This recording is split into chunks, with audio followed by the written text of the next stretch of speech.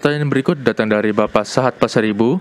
Bertanya, Shalom Pendeta, saya mau bertanya, berapa lama Adam dan Hawa di Taman Eden sebelum mereka berdosa atau melanggar firman?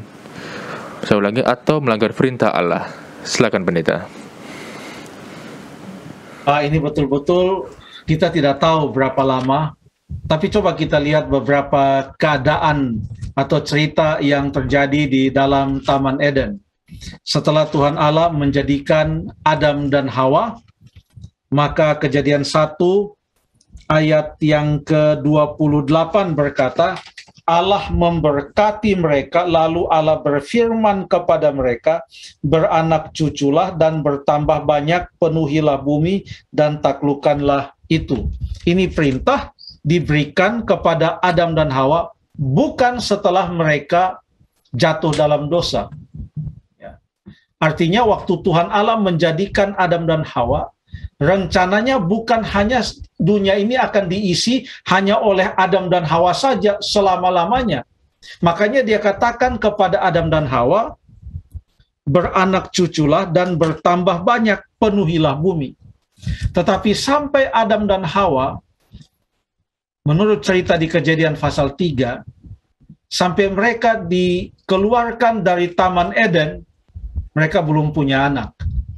Walaupun Tuhan sudah katakan beranak cuculah, tapi yang keluar hanya mereka berdua, karena hanya mereka dua yang ada pada saat itu, yang makan buah pohon pengetahuan tentang yang baik dan yang jahat. Setelah mereka keluar, barulah di dalam Kejadian pasal yang keempat, jadi ceritanya Adam dan Hawa keluar dari Taman Eden itu ada di Kejadian pasal yang ketiga. Setelah mereka keluar, barulah dituliskan dalam Kejadian pasal yang keempat ayat 1, kemudian manusia itu bersetubuh dengan Hawa istrinya, dan mengandunglah perempuan itu, lalu melahirkan Kain. Dan selanjutnya Habel juga. Ya, barulah kemudian dari 2 orang bertambah menjadi 3, bertambah menjadi 4, dan seterusnya. Hanya itu yang dikatakan dan boleh kita temukan di dalam Alkitab. Tetapi kalau ditanyakan berapa lama Adam dan Hawa di dalam Taman Eden, secara tepatnya kita tidak tahu. Tapi paling tidak Alkitab memberikan kepada kita kronologisnya.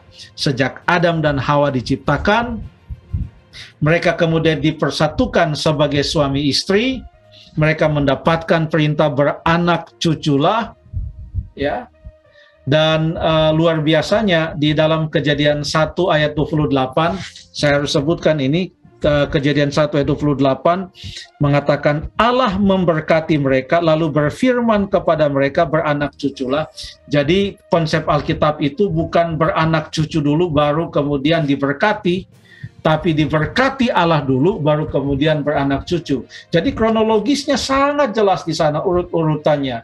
Lalu kemudian mereka jatuh dalam dosa, mereka dikeluarkan dari Taman Eden, lalu mereka mendapatkan anak-anak nanti setelah mereka keluar dari Taman Eden.